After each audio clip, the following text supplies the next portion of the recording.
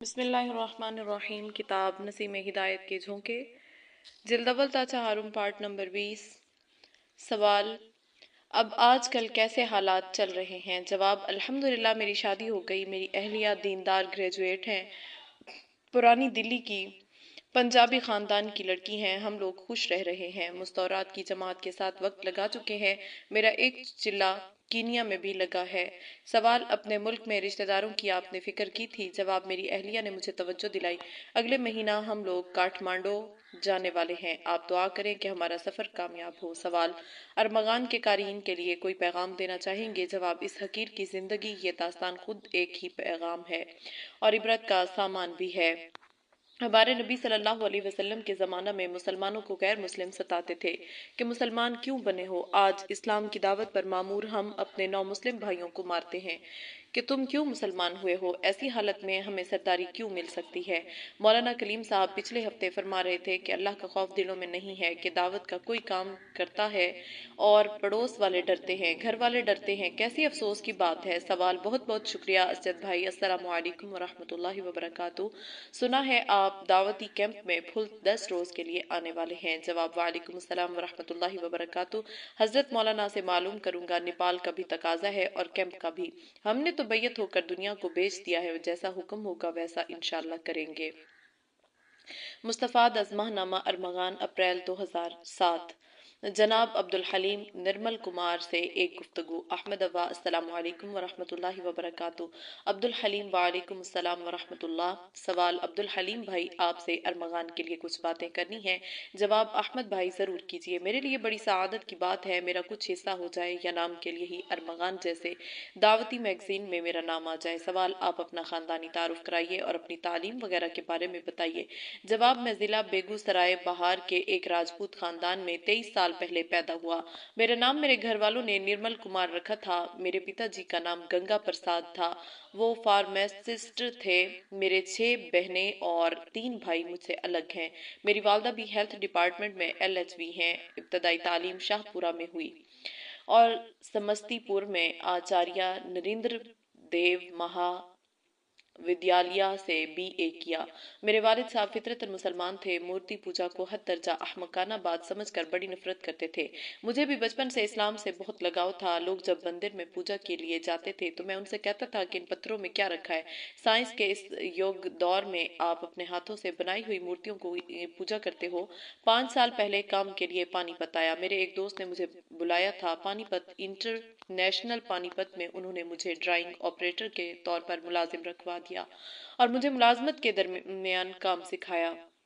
بعد میں وہ فیکٹری چھوڑ گئے تو میں نے بھی پانی پت چھوڑ دیا، تب ہماچل گیا اور کالا امب میں سرسوتی سپننگ مل میں ڈرائنگ آپریٹر کی حیثیت سے ملازمت کر لی۔ سوال: اپنے اسلام قبول کرنے کے بارے میں بتائیے۔ جواب: سچے نبی صلی اللہ علیہ وسلم نے فرمایا کہ ہر پیدا ہونے والا بچہ اسلامی فطرت پر پیدا ہوتا ہے، اس کے ماں باپ اس کو یہودی بناتے ہیں یا نصرانی یا مجوسی بناتے ہیں۔ دنیا کو سچائی عطا کرنے والے نبی کی بات میں کس کو شک ہو سکتا ہے؟ مگر مجھے اس سچائی کا کچھ زیادہ ہی احساس رہا۔ مجھے بچپن سے اسلام بہت پسند تھا، جیسے میں نے ابھی بتایا کہ مورتی پوجا کرنے والوں پر مجھے ہنسی آتی تھی، کبھی ترس بھی آتا تھا، کبھی کبھی میں ان لوگوں کو روکتا بھی تھا۔ کئی بار ایسا ہوتا تھا کہ میں دیکھتا کہ کتا مندر میں پرساد کھا رہا ہے، شیو جی یا دوسرے دیوتا کی مورتی کو چاٹ رہا ہے اور ٹانگ اٹھا کر پیشاب بھی مورتی کے منہ پر کر رہا ہے، تو زور زور سے لوگوں کو بلاتا، دیکھو تمہارے بھگوان پر کتا موت رہا ہے، اپنے بھگوان کو بچاؤ۔ میں جب قرآن کریم میں حضرت ابراہیم کا قصہ پڑھتا ہوں تو مجھے ایسا لگتا ہے کہ میرا حال بھی حضرت ابراہیم کی طرح تھا۔ وہ اللہ کے نبی تھے، میں تو ان کے پاؤں کی دھول بھی نہیں، مگر بائی نیچر فطرتاً میں بالکل ابراہیمی تھا۔ احمد بھائی اذان کی آواز آتی تھی تو مجھے ایسا لگتا تھا کہ میرے مالک کی طرف سے مجھے آواز لگوائی جا رہی ہے۔ ہمارے قریب ایک مسجد میں ایک قاری صاحب بالکل عربی انداز میں اذان کہتے تھے، میں بہت توجہ سے اذان سنتا۔ کبھی کبھی ایسا ہوتا کہ میں کھانا کھا رہا ہوتا تو کھانے سے رک جاتا، اذان سنتا، پھر کھانا شروع کرتا، پانی ہاتھ میں ہوتا، اذان کی آواز آ جاتی تو پانی ہاتھ میں لیے ہوئے اذان سنتا رہتا اور ختم ہو جانے کے بعد پانی پیتا۔ کبھی کبھی اذان ختم ہوتی تو دل ہی دل میں اور کبھی زبان سے بھی کہا کرتا کہ کبھی تو میں بھی میرے مالک آپ کی آواز کو سن کر آؤں گا اور آپ کے گھر میں صرف آپ کے سامنے ماتھا ٹیکوں گا۔ میری خوش قسمتی اور ایک طرح سے بد قسمتی بھی کہہ سکتے ہیں کہ مجھے اللہ نے ایسا باپ دیا تھا تو جو بائی نیچر मुसलमान था। उसने मुझे बिल्कुल बुत परस्त नहीं बनने दिया, मगर अफसोस कि वो कलमा के बगैर खुद इस दुनिया से चला गया, आह भरते हुए। मेरा अंदरून मुझे इस्लाम की प्यास से बेचैन रखता था। मेरे अल्लाह ने मेरी रहनुमाई फरमाई।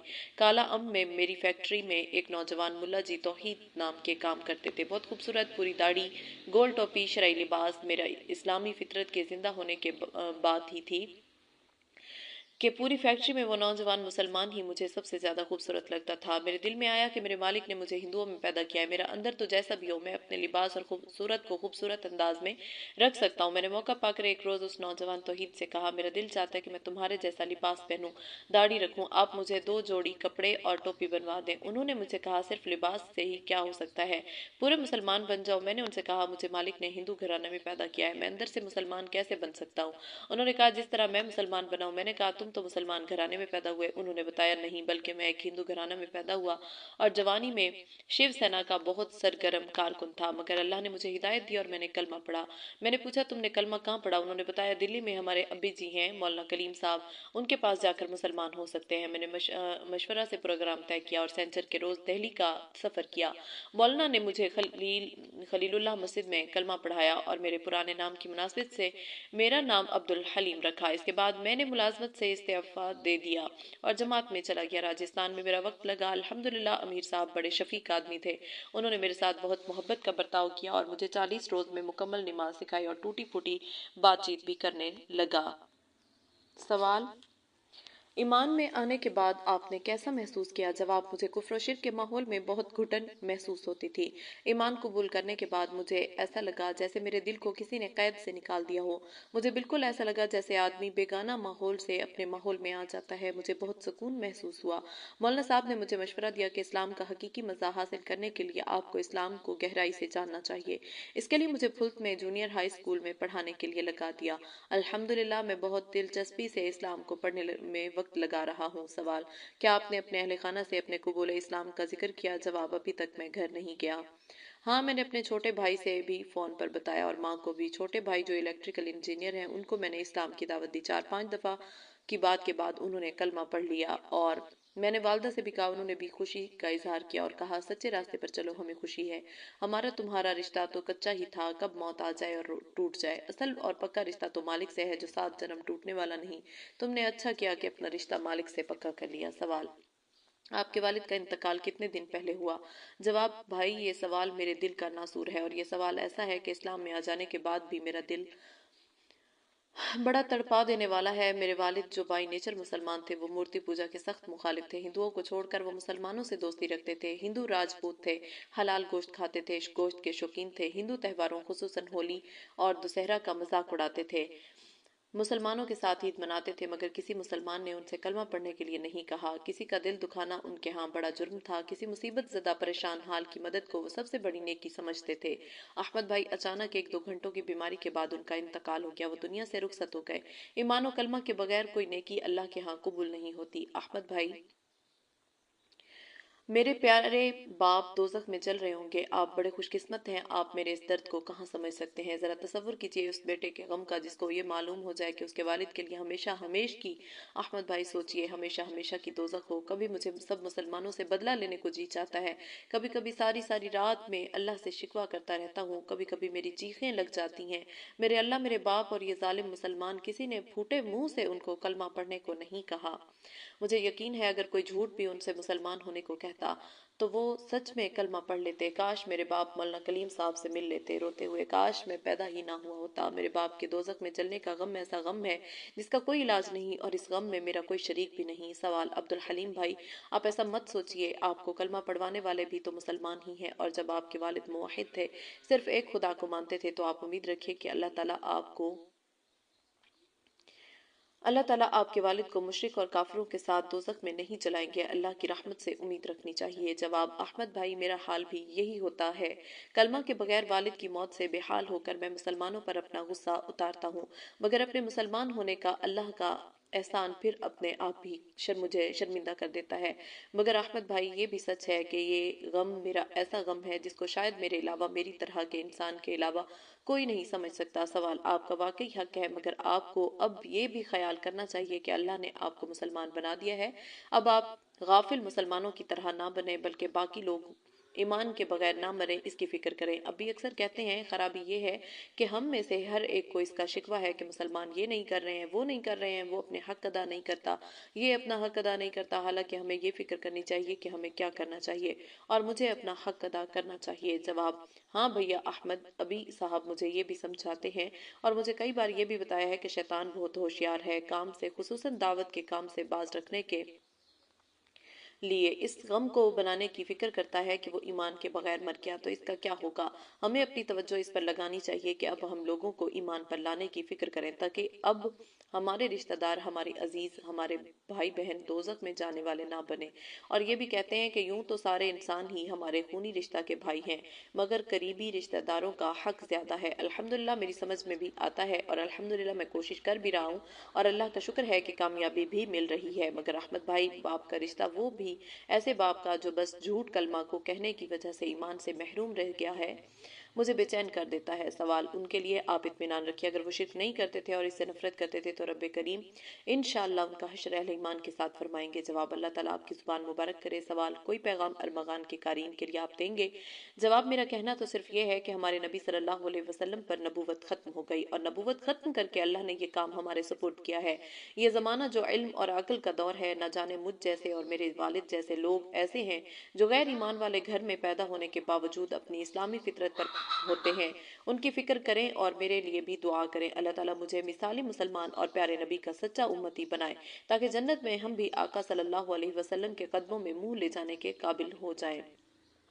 میں نے 4 لائن بھی کہی ہیں: نہ جانے موت کا پیغام کب آ جائے، زندگی کی آخری شام کب آ جائے، ہم تو کرتے ہیں اس وقت کا دوست انتظار، آج ہماری زندگی اسلام کے نام کام آ جائے۔ سوال: بہت شکریہ عبدالحلیم بھائی، اللہ تعالیٰ آپ کے اس جذبہ کو قبول فرمائے اور ہمیں بھی اس سے حصہ نصیب کرے۔ جواب: آپ کا بہت بہت شکریہ، آمین۔ مستفاد ماہنامہ ارمغان، مارچ 2007۔ ڈاکٹر محمد عمر، راج ببر ٹھاکر سے ایک ملاقات۔ احمد افواہ: السلام علیکم۔ ڈاکٹر محمد عمر: وعلیکم السلام۔ سوال: ڈاکٹر صاحب ابھی ایک بار علی گڑھ کے سفر سے واپس آئے تو آپ کا تذکرہ کر رہے تھے، اس وقت سے ملاقات کا اشتیاق تھا۔ کل ابی نے بتایا کہ آپ دہلی آ رہے ہیں۔ متھرا کے سفر پر جاتے وقت مجھے فون پر ابی نے حکم کیا کہ میں آپ سے ملوں اور ارمغان کے لیے آپ سے کچھ باتیں کروں۔ براہ کرم آپ اپنا تعارف، انٹروڈکشن کروائیے۔ جواب: میرے اسکول کے سرٹیفکیٹ کے لحاظ سے 30 اکتوبر 1939 میں بنارس کے ایک گاؤں کے ایک راجپوت خاندان میں پیدائش ہوئے۔ والد صاحب ایک بڑے ذمہ دار تھے۔ میرا نام راج ببر ٹھاکر تھا۔ شروع کی تعلیم قریب کے ایک اسکول میں ہوئی۔ ہائی اسکول کے بعد بنارس چلا گیا، بی کام بنارس سے کیا۔ میرے چچا بنارس یونیورسٹی میں پروفیسر تھے، انہوں نے مجھے انگلینڈ جا کر MBA کرنے کا مشورہ دیا اور انہوں نے وہاں جانے کی ساری کارروائی پوری کرائی۔ انگلینڈ جا کر تعلیم کے شوق میں اضافہ ہوا اور میں نے PhD میں رجسٹریشن کرا لیا۔ اچانک اطلاع ملی کہ میرے والد کا دل کا دورہ پڑنے سے انتقال ہو گیا۔ دور ملک میں رہنے والے اکیلے بیٹے کے لیے یہ خبر کس قدر ناقابل برداشت تھی، وہ ظاہر ہے میری زندگی کا سب سے تکلیف دہ وہ زمانہ تھا۔ میں اپنے دل میں سوچتا کہ اپنی ہوس کے لیے میں نے اپنے گھریلو زندگی داؤ پر لگا دی، گھر پر رہ کر اپنی زمینوں کو دیکھتا اور اپنے ماتا پتا والدین کی خدمت میں رہتا تو کتنا اچھا تھا۔ بہت اداس میں گھر لوٹ آیا اور تعلیم بند کرنے کا ارادہ کیا، مگر میری ماں نے بتایا کہ میرے پتا جی کو میرے PhD کے ارادے سے بہت خوشی ہوئی تھی۔ وہ کہتے تھے ہمارے خاندان میں جائیداد اور مال کی کمی نہیں تھی، چلو بھائی کے بعد ایک بیٹا بھی PhD ہو جائے گا۔ میری ماں نے مجھ سے کہا کہ تمہارے PhD کرنے سے ان کی آتما کو خوشی ہوگی، اس لیے میں انگلینڈ واپس چلا گیا۔ بزنس مینجمنٹ میں ریسرچ مکمل کی اور واپس ہندوستان آیا۔ یہ زمانہ تھا جب MBA ہی بہت کم ہوتے تھے بزنس مینجمنٹ میں۔ ہمارے ملک میں تو PhD کی تعلیم تھی ہی نہیں۔ میرا خیال ہے ہم چند لوگ ہی اس موضوع پر PhD ہوں گے۔ واپس آنے کے بعد میری خواہش تھی کہ میں کسی تعلیمی ادارے میں سروس کروں، مگر میں کامیاب نہ ہو سکا۔ میں یونیورسٹی یا معیاری ادارہ سے وابستہ ہونا چاہتا تھا۔ میں کوشش میں تھا کہ ٹاٹا نگر جمشید پور سے وہاں کے چیف جنرل مینیجر آئے اور مجھے جمشید پور لے گئے، مجھے ایک کمپنی کا جنرل مینیجر بنایا، مگر میری دلچسپی تعلیمی لائن میں تھی۔ 5 سال سروس کر کے مجھے ایک موقع مل گیا، مجھے بنارس یونیورسٹی میں ایک اچھی ملازمت مل گئی۔ اس دوران میری والدہ کا شادی کے لیے دباؤ تھا۔ پرتاپ گڑھ میں ایک بڑے راجہ خاندان میں میری شادی ہو گئی۔ میری اہلیہ نے سینٹ اسٹیفن کالج دہلی سے گریجویشن کیا اور بنارس یونیورسٹی سے MA اور PhD کیا ہے۔ ان کے والد بھی یونیورسٹی میں رجسٹرار رہ چکے ہیں۔ ان کے تعلق سے بہت جلدی میں پروفیسر بن گیا اور ڈین کی پوسٹ سے 1999 میں ریٹائر ہوا۔ یہ میری پہلے جنم کی زندگی کی दास्तान है। इस जिंदगी में बहुत मोड़ आए, न जाने कितने साथियों से और अफसरों से वास्ता पड़ा, और स्टूडेंट की एक भीड़ है जो अल्लाह के करम से मुल्क भर में बड़ी बड़ी पोस्टों पर फैले हुए हैं। इस जिंदगी की एक लंबी दास्तान है जिसमें खुद मेरी शादी की एक लंबी कहानी जो एक लंबे जमाने तक अफेयर के बाद हुई इसमें शामिल है। मगर ये सब पहले जन्म की बातें हैं, इनका जिक्र भी क्या करना। सवाल: अल्हम्दुलिल्लाह आपने इस्लाम कबूल किया है, आप बार बार पहले जन्म की बात कर रहे हैं। इस्लाम में तो इसका तसव्वुर ही नहीं है।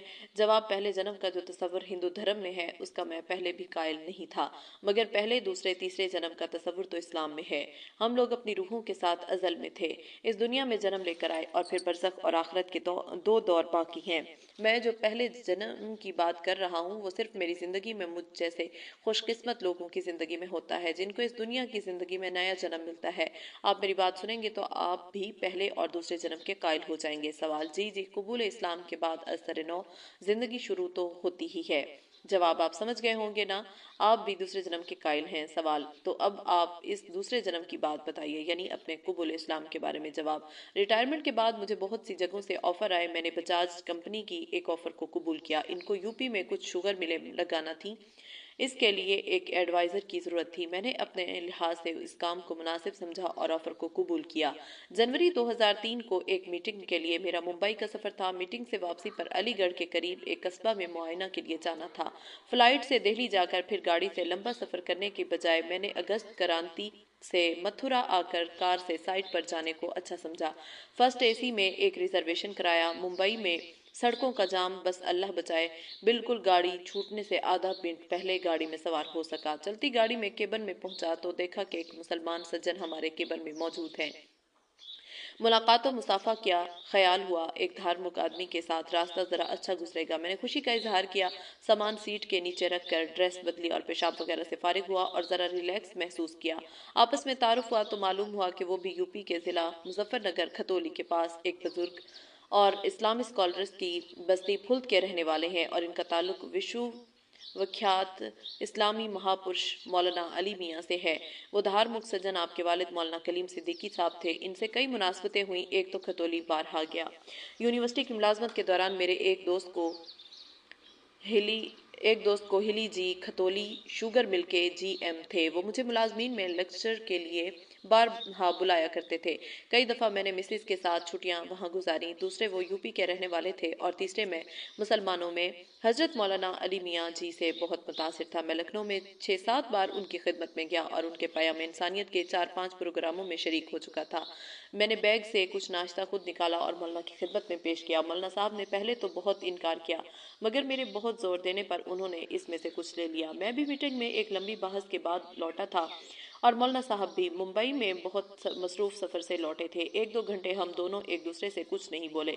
7 बजे के बाद मैंने मौलाना साहब से कहा, बहुत थका हुआ गाड़ी में सवार हुआ था, ख्याल था कि फ़ौरन गाड़ी में सो जाऊंगा, मगर आपको गाड़ी में देखा तो दिल में ख्याल आया कि चलो एक धार्मिक आदमी की संगति मिली है, बदन का आराम तो कल भी मिल जाएगा, आत्मा की शांति और आराम को हासिल किया जाए। मुझे धर्म से बड़ा ताल्लुक रहा है, मैं बहुत से धार्मिक लोगों से मिला हूँ।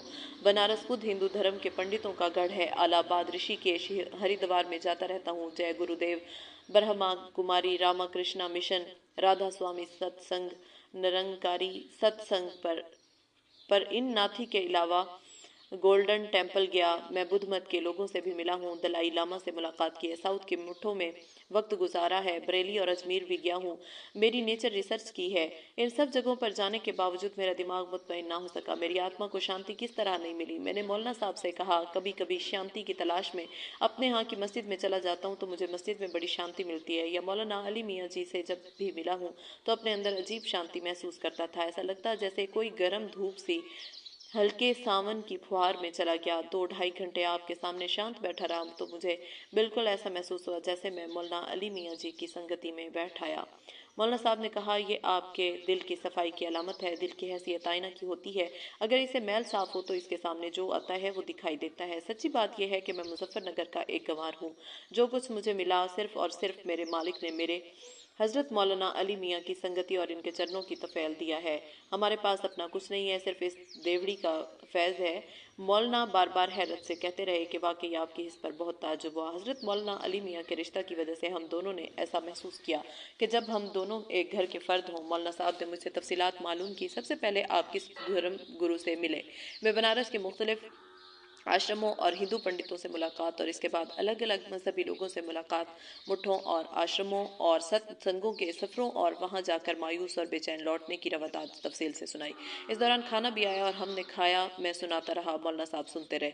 इतनी लंबी दास्तान सुनते सुनाते 12 बज गए। मौलाना साहब ने कहा, मैं भी चंद मिनट अपनी बात करना चाहता था, मगर आप मुंबई के सफ़र से वापस आए हैं और मैंने अपने मज़े के लिए 4 घंटे आपको लगाए रखा। अब आप आराम कर लीजिए, सुबह को मालिक ने ज़िंदगी बाकी रखी तो मैं भी चंद मिनट आपसे लूँगा। अब मुझे अपनी गलती का एहसास हुआ कि एक धार्मिक आदमी के साथ जिसकी संगति की तासीर में महसूस भी कर रहा था, जुबान बनने के बजाय कान बनना चाहिए था। मैंने किसी सूफी का ये उपदेश पढ़ा था कि किसी पीर के पास फ़ायदा उठाने के लिए ज़ुबान बंद करके और कान खोल कर वक्त गुजारना चाहिए। मैंने अपने माथे पर हाथ मारा और मौलाना साहब से बहुत माफ़ी मांगी। मैंने अपना वक्त तो ज़ाया किया, आपको थका दिया। मौलाना साहब ने मोहब्बत से मेरा हाथ पकड़ लिया और बड़े प्यार से कहा, ठाकुर साहब कैसी बात करते हैं। मुझे बहुत मज़ा आया और थोड़े वक्त में बहुत सी नई मालूमात भी हुई। आपने मुझ पर एहसान किया। मैं मौलाना साहब के अखलाक से बहुत मुतासर हुआ। 12:15 बजे हम दोनों सो गए। सुबह सवेरे मौलाना साहब उठे। एक दो दफ़ा मेरी आंख खुली तो देखा कि वो केबन में नमाज और दुआ में मशगूल हैं। सुबह 8 बजे नाश्ता वालों ने हमें उठाया। मैं टॉयलेट जाकर फ्रेश हुआ, नाश्ता किया। इसके बाद मौलाना साहब ने बात शुरू की। गाड़ी 1 घंटा रास्ते में लेट हो गई थी। 1.5 घंटा मथुरा पहुंचने में बाकी था। मौलाना ने मुझे इस्लाम के बारे में बताया और थोड़ी देर के बाद मुझे जोर दिया कि मैं कलमा पढ़ लूं और बार बार मुझे ये भी कहते रहे कि आपकी पूरी कहानी सुनकर बिल्कुल मुतमईन हूँ कि आपको अल्लाह ताला ने ना सिर्फ मुसलमान बनाया, मुसलमान तो हर इंसान पैदाइशी तौर पर पैदा होता है, आपको अल्लाह ने मुसलमान रखा है और मुझे उम्मीद है कि आपका खात्मा ज़रूर इंशाअल्लाह इस्लाम पर होना है, इसलिए आप अभी कलमा पढ़कर मुसलमान हो जाइए। मैंने अपने जहन में आपका नाम भी मोहम्मद उमर तय कर लिया है। उन्होंने अपने ब्रीफ केस से अपनी किताब आपकी अमानत आपकी सेवा में मुझे दी। मैं उसे पढ़ने लगा। मौलाना साहब बोले, ये तो आप बाद में भी पढ़ सकते हैं, ये तो सिर्फ इसलिए दी है कि आप अपने फैसला पर मुतमईन हो जाएं। अब तो कलमा पढ़ लें। मैंने कहा, ये फैसला इतनी आसानी से करने का नहीं, मैं गौर करूंगा और फिर आपके पास खुलता आऊँगा। मौलाना साहब ने बताया, 2 रोज़ के बाद उनका अलीगढ़ का सफ़र है। एक दिन रात अली गढ़ रहेंगे, आप फ़ोन पर रब्ता कर लें, वहाँ आकर भी मिल सकते हैं, मगर इस फैसला में देर की गुंजाइश नहीं है, ना जाने मौत का कब पैगाम आ जाए। मैंने वादा किया कि बहुत जल्द और संजीदगी से गौर करूंगा और अलीगढ़ तो मिलने ज़रूर आऊँगा।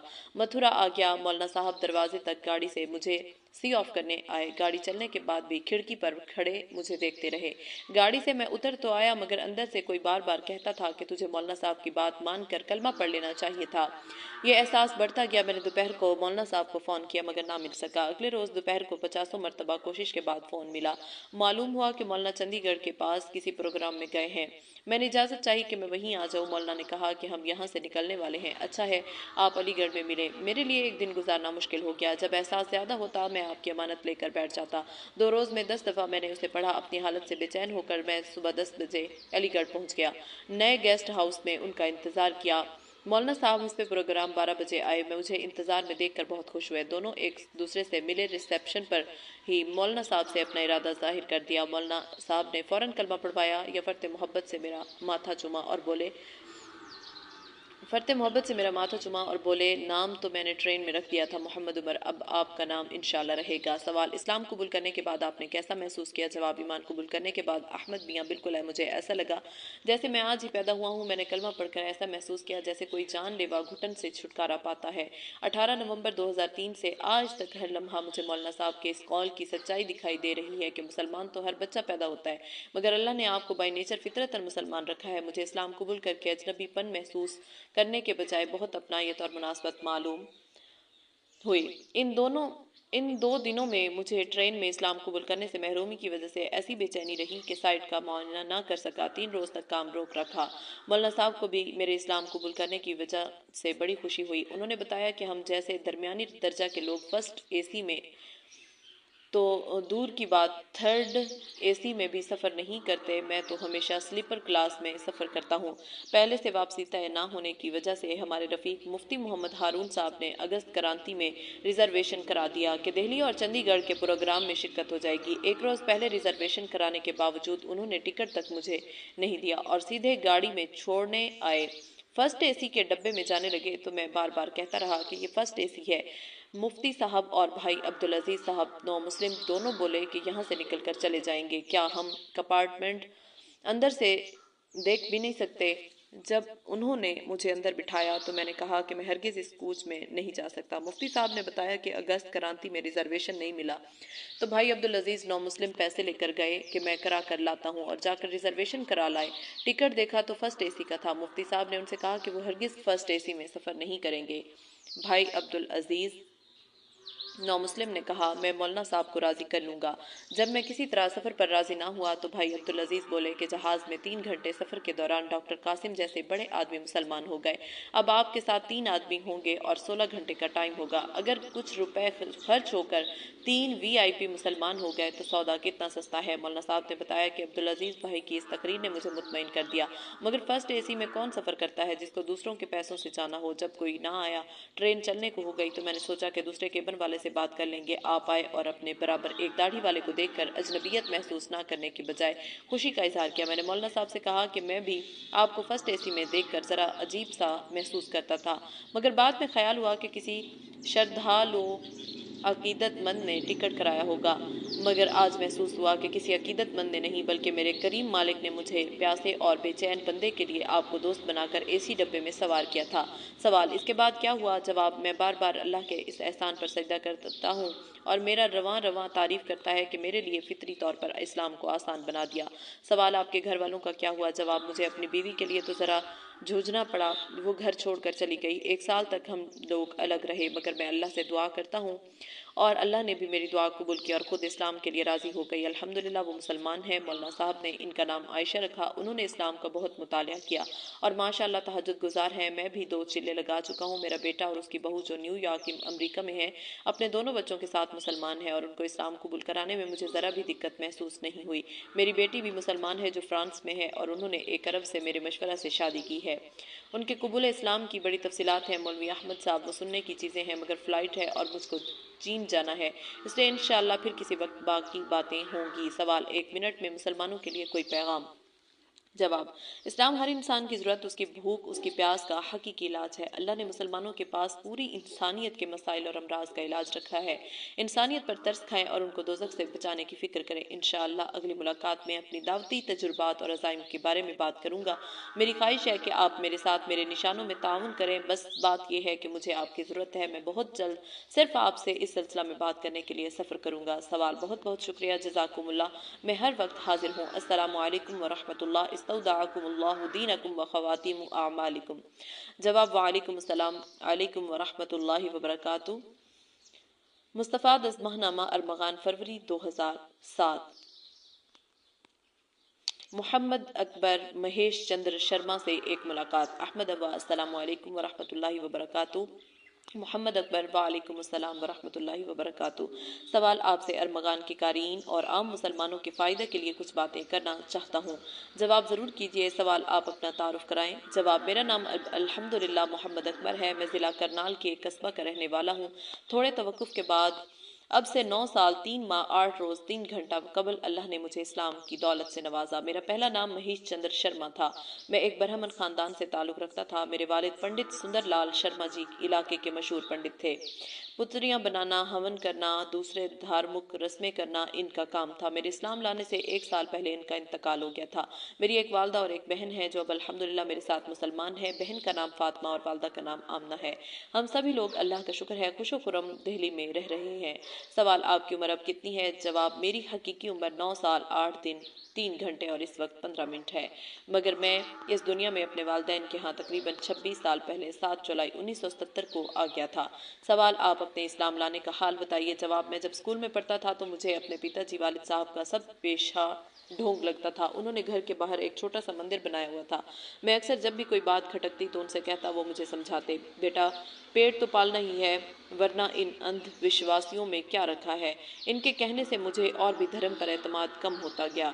मैं सुबह सवेरे उठने का आदी था। घर के रिवाज के मुताबिक सुबह सवेरे नहाकर पूजा के लिए अपने मंदिर जाता था। मैं 10वीं क्लास में पढ़ता था।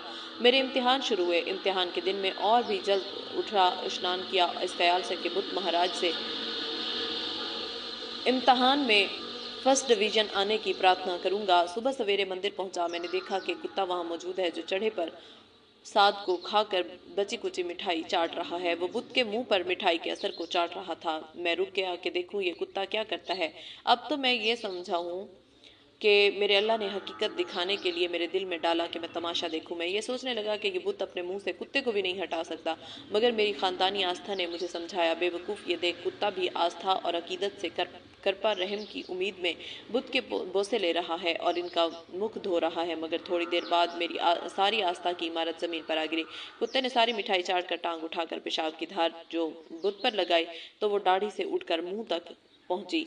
मैं पूजा के बगैर ही वापस आया और मैंने आंखें बंद करके अकेले सच्चे मालिक को याद किया। मेरे मालिक, ये बुत जब कुत्ते को अपने ऊपर पेशाब करने से नहीं रोक सकते हैं तो मुझे इम्तिहान में कैसे पास करा सकते हैं। बस आप मुझ पर करम कीजिए। इसके बाद मंदिर जाना मैंने बंद कर दिया। रोजाना सुबह आंख बंद करके अपने मालिक से दुआ करता। मेरे पेपर अच्छे होते रहे। इम्तिहान खत्म हुए। एक एक दिन रिजल्ट का इंतजार रहा। रिजल्ट आया। मैंने 10 रुपए अखबार वाले को देकर रिजल्ट देखा तो मेरी फर्स्ट डिवीजन थी। मैंने मालिक का बहुत शुक्र अदा किया। मैं 11वीं क्लास में था कि मेरे वालिद बीमार हुए। उनके पेट में दर्द हुआ। मेरी माँ ने मुझे बहुत मजबूर किया मैं मंदिर जाऊं, जाकर वालिद साहब की सेहत के लिए प्रार्थना करूं। मैंने मना किया तो उन्होंने मुझे डराया कि बुत नाराज हो जाएंगे। मैं चला गया। मैंने जाकर प्रार्थना की। माथा शिव जी के चरणों में रखकर घंटों में वहां पर गिड़गिड़ाया। मुझे अपने पिताजी से बहुत प्रेम था, आप उनको अच्छा कर दीजिए। 1 घंटा में वहां गिड़गिड़ाता रहा। वापस आए तो मुझे ख्याल था कि वो अच्छे हो गए होंगे। घर आकर देखा उनकी मौत हो चुकी थी। मैं बहुत पछताया। काश मैं अपने मालिक से फरियाद करता। मेरी अकल को क्या हो गया था। बुत अपने मुंह से कुत्ते को ना हटा सके, वो मेरे वालिद को क्या सेहत दे सकते थे। इसके बाद अपने धर्म से मेरा एतमाद उठ गया और मैं किसी रास्ते की तलाश करने लगा।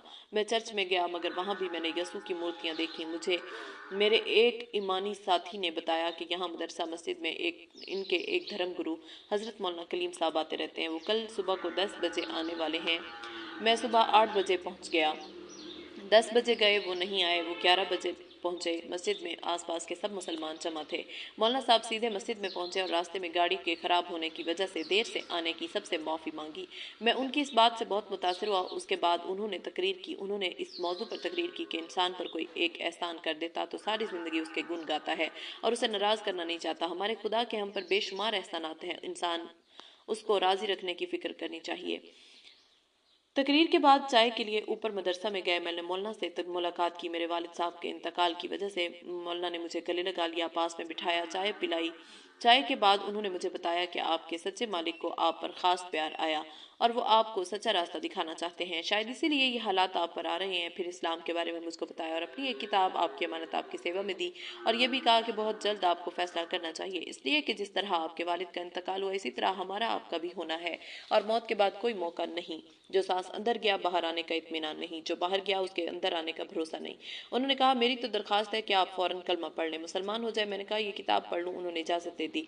मैं बाहर आकर किताब पढ़ने लगा। 32 सफ़ों की किताब थोड़ी देर में पढ़ ली। मेरे सारे पर्दे हट चुके थे। 9 मई 1994 12:30 बजे मैंने कलमा पढ़ा और मौलाना साहब ने मेरा नाम मोहम्मद अकबर रख दिया और मुझे ताकीद की कि अभी वो अपने मुसलमान होने को राज में रखें। आप यहाँ के इमाम साहब के पास आकर नमाज सीखें, चुपके चुपके नमाज पढ़ना शुरू कर दें। उन्होंने कहा, आपसे ईमान छीनेगा नहीं और हक कभी नहीं छीनता, मगर अभी माहौल भी अच्छा नहीं, आपके लोग दुश्मन हो जाएंगे। सवाल, इसके बाद क्या हालात आए और आपकी बहन और माँ किस तरह मुसलमान हुई? जवाब, मैं अपने इस्लाम को छुपा कर लिटरेचर पढ़ता रहा, नमाज याद कर ली। मुझे अपने वालिद के ईमान के बगैर मरने का बहुत अफसोस था। मेरे ख्याल में वो बहुत प्यारे आदमी थे। मुझे ये एहसास होता रहता कि अगर ये मुसलमान मुझे पहले इस्लाम के बारे में बताते और मैं वालिद साहब की ज़िंदगी में मुसलमान हो गया होता तो मैं उनके पाँव पड़कर किसी तरह ज़रूर उनको इस्लाम के लिए तैयार कर लेता। मुझे ये ख्याल हुआ कि कहीं मेरी बहन और मेरी माँ भी किसी रोज़ इसी तरह बेईमान के इस दुनिया से ना चली जाए। मैंने एक दुकान पर नौकरी कर ली। जिस रोज़ तनख्वाह मिली मैं अपनी माँ और बहन के लिए कपड़ा लाया, मिठाई लाया। वो बहुत खुश हुई। मैंने मौका से फ़ायदा उठाकर अपने मुसलमान होने की खबर उनको दी, उनसे मुसलमान होने को कहा। मैं रो रो कर उनसे दरख्वास्त करता रहा। मेरी माँ और मेरी बहन बहुत नाराज़ हुई, कपड़ा मेरे मुंह पर फेंक मारा, मिठाई का डब्बा भी बाहर फेंक दिया और बहुत रोई कि तू अधर्म हो गया, तूने ब्राह्मण होने की लाज भी ना रखी। अब वो मुझे फिर दोबारा हिंदू बनने की जिद करने लगी। जब मैं राजी ना हुआ तो उन्होंने मुझसे बोलना छोड़ दिया। तकरीबन वो मुझसे 6 महीने बोली नहीं। मेरी कमाई से खाना छोड़ दिया, मुझसे घर से निकलने को कहा। मैंने एक कोठड़ी किराए पर ली और वहां पर रहने लगा। अल्लाह ताला से अपनी माँ और बहन की हिदायत की दुआ कराता रहा। दूसरे लोगों से इस्लाम को छुपाए रखा। मैं जिस कोठड़ी में रहता था उसके पास एक मंदिर था। मैं देखता रोजाना लोग सुबह शाम वहां अपना सर झुकाते। मुझे दुख भी होता और गुस्सा भी आता। एक रोज मुझसे रहा न गया। मैंने एक हथौड़ा लेकर सुबह सवेरे बुत का सर फोड़ दिया और गर्दन तक उड़ा दी। خیال کیا کہ جب میں حق پر ہوں تو کب تک گھٹتا رہوں گا. یہ لوگ شرک کو کھلے عام کریں اور اپنے مالک کی دنیا میں رہ کر ہم اپنے حق کو چھپائیں. ایسی زندگی سے مرنا اچھا ہے. اسی جذبہ میں نے لال رنگ سے کٹے ہوئے بدھ کے سینے پر اپنا نام محمد اکبر سپوتر پنڈت چندر لال شرما مہیش چندر شرما لکھ دیا. یہ دن نکلنے تک شہر میں ہاہاکار مچ گئی. یہ محمد اکبر کون ہے؟ لوگ میری ماں کے گھر چڑھائے. میری ماں نے کہہ دیا کہ ہم نے بہت دنوں سے اسے گھر سے نکال دیا. لوگ مجھے تلاش کر رہے تھے. تھانہ کے سامنے مجھے کچھ لوگوں نے پکڑ لیا. تھانے میں لے گئے. پولیس نے مجھے بہت مارا مگر میں حق پر مرنے کے لیے تیار تھا. میرے اللہ نے اب مار سے میرا ایمان اور پکا کر دیا اور جوش بڑھ گیا. میری ماں کو کسی نے بتایا کہ تیرے بیٹے کو تھانے میں مار لگ رہی ہے. ان کا ممتا بھرا دل پگھل گیا. وہ میری بہن تھانے میں آئی. پولیس والے مجھے ڈنڈوں سے مار رہے تھے. میری ماں ان پر لپٹ گئی کہ مسلمان ہونے پر مارتے ہو، ہم بھی مسلمان ہوتے ہیں. میری خوشی کی انتہا نہ رہی. میں نے پٹتے پٹتے ماں سے کلمہ پڑھنے کو کہا. انہوں نے اور بہن نے کلمہ پڑھا. یہ منظر دیکھ کر پولیس والے رکے. میرے اللہ نے ایک اور کرشمہ دکھایا. علاقہ کے BJP MLA مہتا کو شہر کا حال پتہ لگا کہ ایک ادھرم نے بدھ کے ساتھ یہ سلوک کیا اور پکڑا گیا. تھانے میں مار کھا رہا ہے. وہ تھانے میں آئے. انہوں نے کوتوال کو دھکا دیا کہ اچھا نہ ہوگا اگر اب اس کو مارا. اس کا وشواس اور آستھا ہے. بھارت میں ہر کوئی آزاد ہے. جو دھرم چاہے مانے. اور مجھ سے کہا کہ بیٹے تمہیں جو دھرم ماننا ہو مانو مگر دوسرے دھرم والوں کو ٹھیس نہ پہنچاؤ. کہا تمہارا اسلام یہ نہیں بتاتا اور مجھے چھڑا کر لے آئے. مجھے ماں اور بہن کے مسلمان ہونے کی اتنی خوشی تھی کہ ایسی 100 مار کھانے کے بعد بھی مسلمان ہوتی تو مجھے منظور تھا. میں ماں سے گلے مل کر خوشی سے رو رہا تھا. میں نے ماں کا نام حافظ صاحب سے معلوم کر کے آمنہ اور بہن کا نام فاطمہ رکھا.